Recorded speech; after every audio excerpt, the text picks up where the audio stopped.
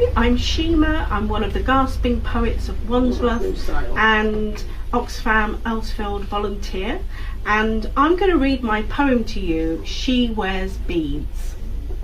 She wears flower beds and fruit trees with flavoured varnished melodies, hilltops and valleys with purple skies and great seas.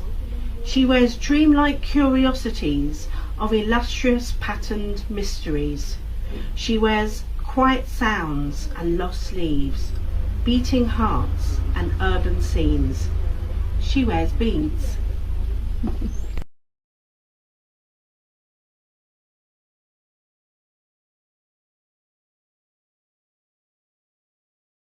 Gone is the morning dew, and I rose too late to see the daffodils still sleeping or awaking to the day.